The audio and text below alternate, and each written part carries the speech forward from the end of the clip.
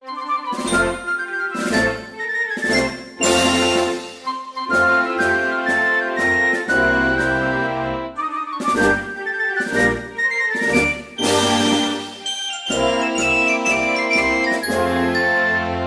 chegada de José Sarney esteve cercada por forte desconfiança. Isso porque Sarney integrava uma tradicional ala de políticos nordestinos que colaboraram com o regime militar e que posteriormente se filiaram a partidos de tendências mais conservadoras nos redutos da oposição política. Bordões como "O povo não esquece Sarney é PDS" e "Sarney não dá direta já" mostravam que o novo presidente teria uma difícil missão ao tentar reconstruir o pacto democrático da combalida nação brasileira. Com relação ao projeto de redemocratização, podemos apontar que o governo Sarney alcançou uma expressiva vitória com a aprovação da Constituição de 1988. Apesar de sua extensão e detalhismo, a nova Carta Magna do país que conseguiu varrer diversos mecanismos que sustentaram o regime autoritário. O fim da censura, a livre organização partidária, o retorno das eleições diretas e a divisão dos poderes são apenas algumas das conquistas que pontuaram tal evento. Do ponto de vista formal, o país finalmente abandonava as chagas do período ditatorial. Se a Constituição representou uma vitória importante no campo político, não podemos dizer o mesmo quando observamos a atuação do governo Sarney na esfera econômica.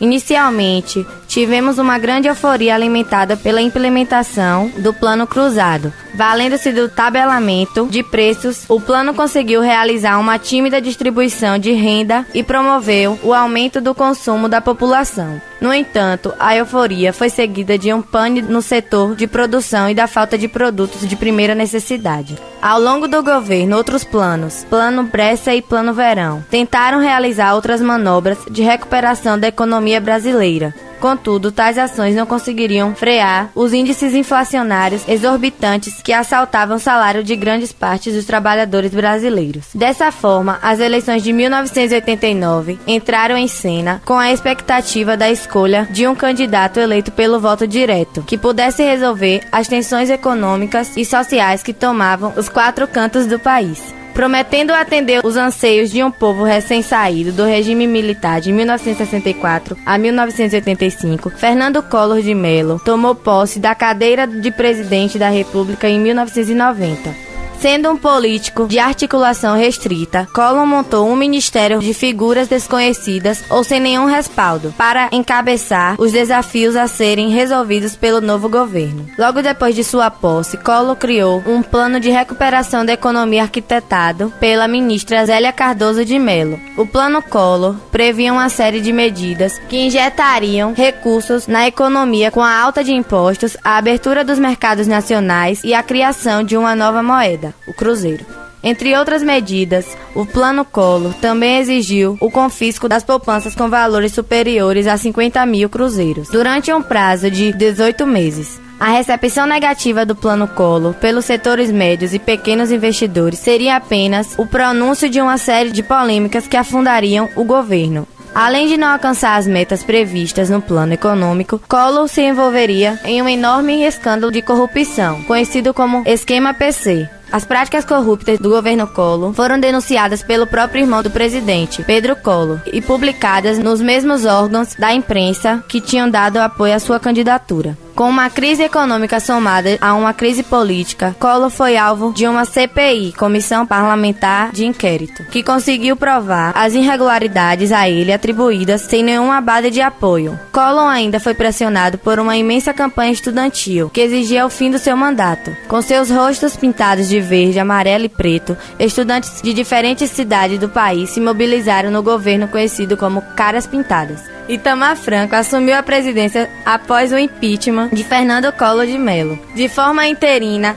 entre outubro e dezembro de 92 e em caráter definitivo em 29 de dezembro de 1992. O Brasil vivia um dos momentos mais difíceis de sua história, a recessão prolongada. Inflação aguda e crônica, desemprego e etc. Em meio a todos esses problemas e o recém-impeachment de Fernando Collor de Mello, os brasileiros se encontravam em uma situação de descrença geral nas instituições e de baixa autoestima.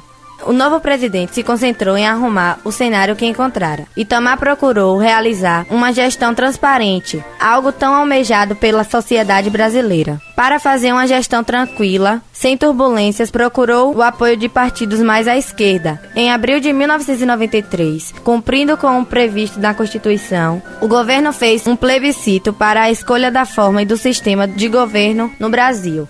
O povo decidiu manter tudo como estava. Escolheu a República, 66% contra 10% da monarquia. E o presidencialismo, 56% contra 25% do parlamentarismo. No governo de Itamar Franco, foi elaborado o mais bem-sucedido Plano de Controle Inflacionário da Nova República. O Plano Real, montado pelo seu ministro da Fazenda, Fernando Henrique Cardoso, o plano visava criar uma unidade real de valor, a URV, para todos os produtos desvinculada da moeda vigente, o Cruzeiro Real. Desta forma, cada URV correspondia a $1. Posteriormente, a URV veio a ser denominada Real, a nova moeda brasileira. O Plano Real foi eficiente, já que proporcionou o aumento do poder de compra dos brasileiros e o controle da inflação. Mesmo tendo sofrido as consequências das investigações da Comissão Parlamentar de Inquérito, a CPI, do Governo Nacional entre 1993 e 1994, em virtude de denúncias de irregularidades no desenvolvimento do orçamento da União, Itamar Franco terminou seu mandato com um grande índice de popularidade. Uma prova disso foi o seu bem-sucedido apoio de Fernando Henrique Cardoso na sucessão presidencial.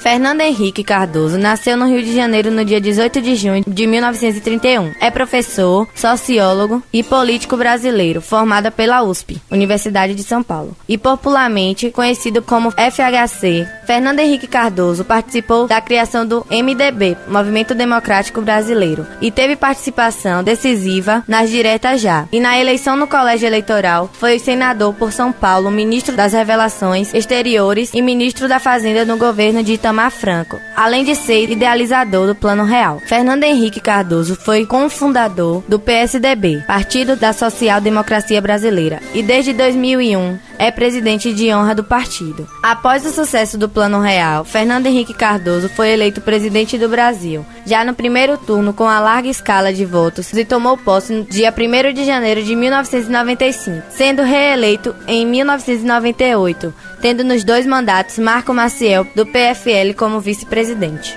A política de estabilidade e de continuidade do Plano Real foi o principal apelo da campanha eleitoral de Fernando Henrique Cardoso e um dos fatores decisivos para sua reeleição em 1998, sendo reeleito no primeiro turno. FHC conseguiu sua eleição graças ao apoio do PFL, do Partido Progressista Brasileiro, atual PP, e parte do PMDB, e conseguiu manter uma estabilidade política durante seus 8 anos de governo. No primeiro mandato, FHC conseguiu a aprovação da emenda constitucional que criou a reeleição para cargos executivos. O governo de Fernando Henrique Cardoso foi marcado pela privatização de empresas estatais, como Embraer, Telebrás, Vale do Rio Doce, entre outras estatais. Além da privatização, seu governo também houve diversas denúncias de corrupção, como a compra de parlamentares para a aprovação da emenda constitucional que autorizava a reeleição e também o favorecimento de alguns grupos financeiros na aquisição de algumas estatais. No início do segundo mandato de FHC,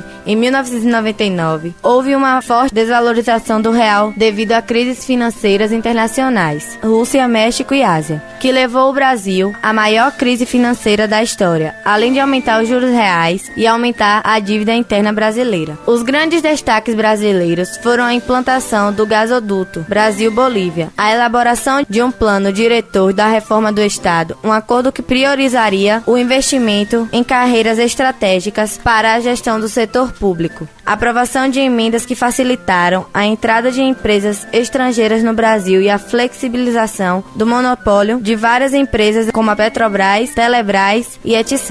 Alguns dos programas sociais criados no governo de Fernando Henrique Cardoso foram a Bolsa Escola, Bolsa Alimentação e o Vale Gás. No governo de FHC, entrou em vigor a Lei de Responsabilidade Fiscal, a LRF, que caracterizava-se pelo rigor exigido na execução do orçamento público, que limitava os endividamentos dos estados e municípios e os gastos com o funcionalismo público. Os salários dos funcionários públicos também não tiveram reajustes significativos. Uma forma de evitar a inflação e controlar os gastos públicos, o governo de Fernando Henrique Cardoso teve um fim no dia 1º de janeiro de 2003, com a posse de Luiz Inácio Lula da Silva. No ano de 2002, as eleições presidenciais agitaram o contexto político nacional. Os primeiros problemas que cercavam o governo de FHC abriram brechas para que Lula chegasse ao poder com a promessa de dar um outro rumo à política brasileira. O desenvolvimento econômico trazido pelo Plano Real tinha trazido grandes vantagens à população. Entretanto, alguns problemas com o aumento do desemprego e o endividamento dos estados e a distribuição de renda manchavam o bloco governista. Foi nesse contexto que Lula buscou o apoio de diversos setores políticos para empreender uma chapa eleitoral capaz de agradar diferentes setores da sociedade brasileira. No primeiro turno, a vitória de Lula sobre os demais candidatos não foi suficiente para lhe dar o cargo. Na segunda rodada da disputa, o ex-operário e retirante nordestino conseguiu realizar um feito histórico na trajetória política do país.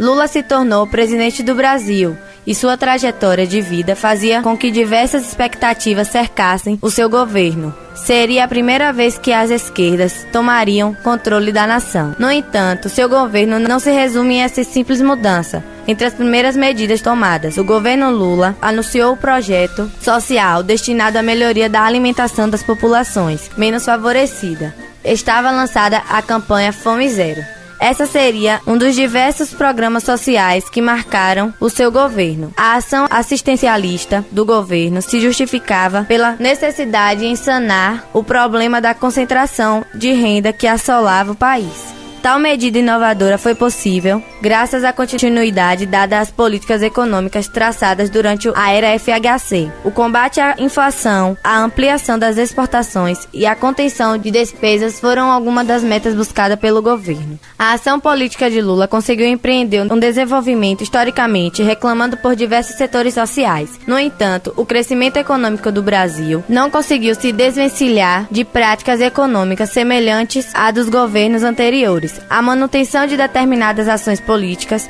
foram alvo de duras críticas. No ano de 2005, o governo foi denunciado por realizar a venda de propinas para conseguir a aprovação de determinadas medidas. O esquema, que ficou conhecido como mensalão, instaurou um acalorado debate político que questionava se existia algum tipo de oposição política no país. Em meio a esse clima de indefinição das posições políticas, o governo Lula conseguiu vencer uma segunda disputa eleitoral. O novo mandato de Lula é visto hoje mais como uma tendência continuista a um quadro político estável, do que uma vitória dos setores de esquerda do Brasil. Independente de ser um governo vitorioso ou fracassado, o governo Lula foi uma importante etapa para a experiência democrática no país. De certa forma, o fato de um partido formalmente considerado de esquerda ascender ao poder nos insere em uma nova etapa do jogo democrático nacional. Mesmo ainda sofrendo com o problema da corrupção, a chegada de Lula pode dar fim a um pensamento político que excluía a chegada de novos grupos ao poder.